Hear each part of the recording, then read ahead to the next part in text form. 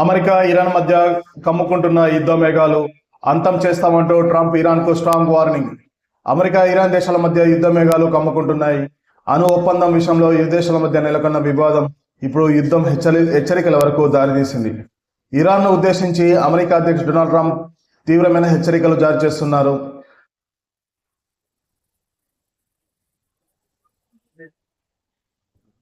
అణు ఆయుధాల తయారీని పూర్తిగా నిరోధించే కొత్త అణు ఒప్పందంపై చర్చలు జరపడానికి ఇరాన్ వెంటనే ముందుకు రావాలని ఆయన డిమాండ్ చేశారు.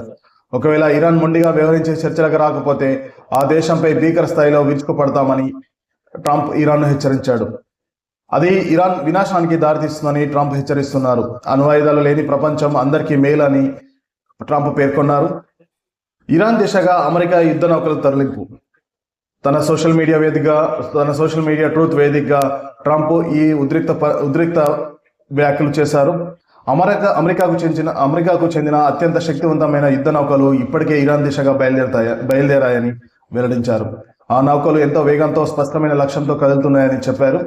ఇరాన్ ఆలోచించుకోవడానికి సమయం చాలా తక్కువగా ఉందని, త్వరగా ఒప్పందానికి అంగీకరించాలని ఆయన స్పష్టం చేశారు. గతంలో కంటే దారుణమైన దాడులు ఎదుర్కోవాల్సి ఉంటుందని ఆయన ఇరాన్ను హెచ్చరించారు. అలాగే ఇరాన్ కూడా అమెరికాకు ప్రతిస్పందిస్తూ అమెరికాను కూడా గట్టి హెచ్చరికలు జారీ చేస్తూనే ఇరాన్ కూడా దౌత్య వ్యూహాలను అమలు చేస్తుంది. అమెరికా నుంచి పొంచి ఉందని గ్రహించిన ఇరాన్ తనను తాను కాపాడుకోవడానికి పశ్చిమాసియాల దేశాల మద్దతు కూడగట్టే పనిలో పడింది. అమెరికా దాడులు చేస్తే ఎదుర్కోవడానికి సిద్ధమవుతూనే పొరుగు దేశాల సహకారం కోసం ప్రయత్నిస్తుంది. ఈ క్రమంలోనే ఇరాన్కు కొన్ని కీలక దేశాల నుంచి భరోసా లభించింది. ముఖ్యంగా Saudi Arabia, United Arab Emirates వంటి దేశాలు ఇరాన్పై దాడి చేయడానికి అమెరికాకు తమ ఆకాశ మార్గాన్ని ఉపయోగించుకోవడానికి అనుమతించబోమని ఇరాన్కు స్పష్టం చేసినట్లు తెలుస్తుంది. ట్రంప్ చేసిన వ్యాఖ్యలపై ఇరాన్ కూడా ఘాటుగానే స్పందించింది.